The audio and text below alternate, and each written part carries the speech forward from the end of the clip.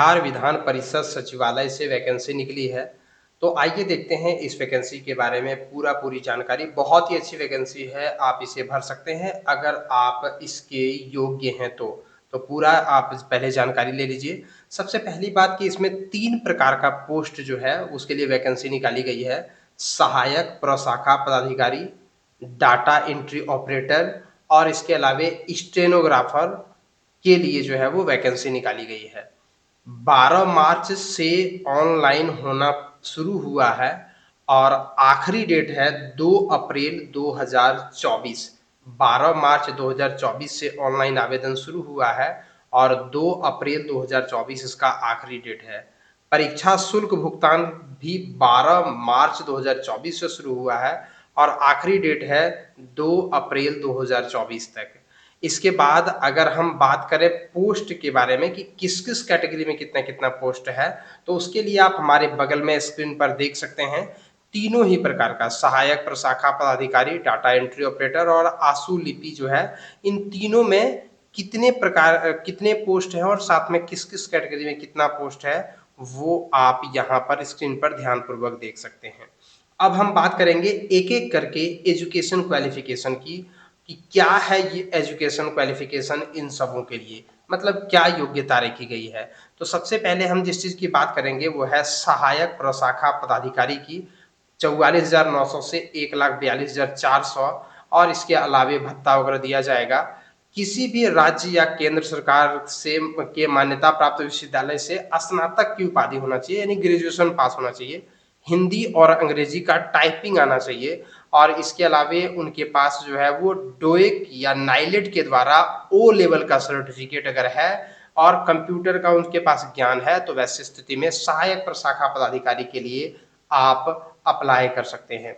दूसरा जो इसमें पोस्ट है जो है डाटा एंट्री ऑपरेटर के लिए, इसके लिए सिर्फ आपको इंटर पास की आवश्यकता है। अगर आप इंटर पास है तो वैसी स्थिति में आप इस पोस्ट के लिए अप्लाई कर सकते हैं, लेकिन आपकी टाइपिंग स्पीड ठीक होना चाहिए। कंप्यूटर पर 8000 की डिप्रेशन प्रति घंटा होना चाहिए और इसके अलावे एआईसीटीई या फिर डोएक या फिर नाइलेट के द्वारा ओ लेवल का सर्टिफिकेट चाहिए और कंप्यूटर का ज्ञान होना अनिवार्य है।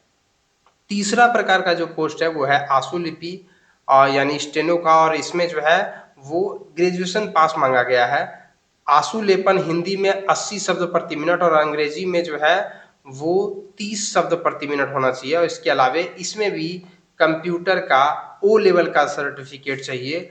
अगर ये तमाम चीज़ों को आप फुलफिल करते हैं तो वैसी स्थिति में आप इस फॉर्म को भर सकते हैं। महत्वपूर्ण बात यह है कि अगर आप बिहार राज्य के निवासी हैं तभी आपको आरक्षण का लाभ मिलेगा। अगर आप अदर स्टेट के रहने वाले हैं तो आरक्षण का लाभ नहीं मिलेगा, आपको अनरिजर्व कैटेगरी से भरना होगा।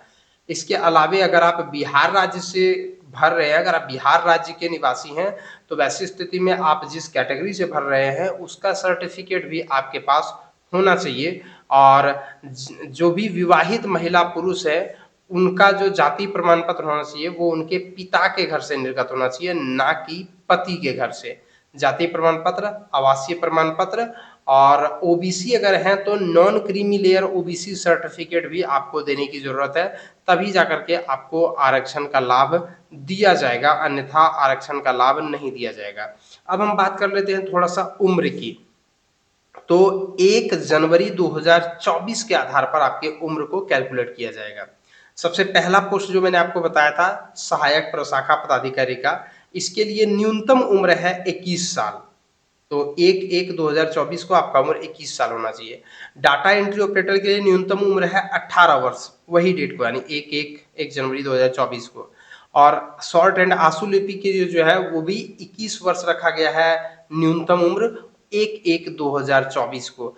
तो और साथ में जो अधिकतम उम्र रखी गई है वो जनरल कैटेगरी के पुरुष के लिए 37 ईयर, अनारक्षित महिला और साथ में पिछड़ा वर्ग के पुरुष महिला दोनों के लिए 40 वर्ष, एससी एसटी पुरुष और महिला दोनों के लिए 42 वर्ष और आवेदक के अधिकतम उम्र का भी गणना इसी डेट पर किया जाएगा यानी 1 जनवरी 2024 के आधार पर की जाएगी। और यहाँ पर एक और महत्वपूर्ण बात यह है कि इसमें जो है वो 3 प्रकार का पोस्टर, तीनों के लिए जो है वो यहाँ पे सिलेबस आपको मिल जाएगा। 9 पन्नों का ये नोटिफिकेशन है, लिंक डिस्क्रिप्शन बॉक्स में दिया हुआ, आप वहाँ से इसे डाउनलोड कर सकते हैं।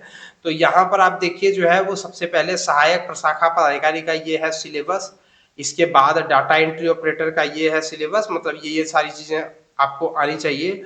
और इसके अलावा तीसरा जो शॉर्ट हैंड के लिए है, उनके लिए ये है सिलेबस। तो आप जिस पोस्ट के लिए अप्लाई कर रहे हैं उस पोस्ट का आप नोटिफिकेशन को थोड़ा सा ध्यान से देख लें। और इसके अलावा अगर हम एग्जामिनेशन की बात करें तो प्रारंभिक परीक्षा होगी 2 घंटे की, 100 क्वेश्चन होंगे और कुल जो है वो 400 अंकों का होगा और सही उत्तर पर 4 अंक दिया जाएगा और गलत उत्तर पर 1 अंक कटेगा। और अगर सामान्य अध्ययन की बात करें तो प्रश्नों की संख्या 40 होगी। अगर जनरल नॉलेज की बात करें तो 40 नंबर का होगा, मैथ और साइंस 30 नंबर का होगा और मानसिक क्षमता जांच जो है वो 30 नंबर का होगा।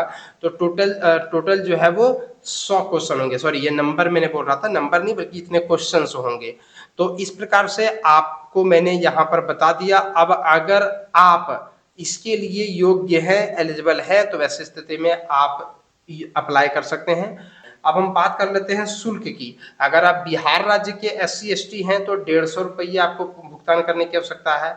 अगर आप बिहार राज्य के निवासी हैं और SC ST नहीं हैं तो वैसी स्थिति में भी आपको 150 रुपये जो है वो देने की आवश्यकता है। अगर आप बिहार राज्य के 40% या उससे दिव्यांग अभ्यर्थी हैं तो उनके लिए जो है वो वैसी स्थिति में 150 रुपये दे होगा। और बिहार राज्य के अलावा बिहार राज्य के अन्य कोटि के अभ्यर्थी और साथ में जो अन्य राज्यों के जो लोग हैं उनके लिए 600 रुपये दिए होगा।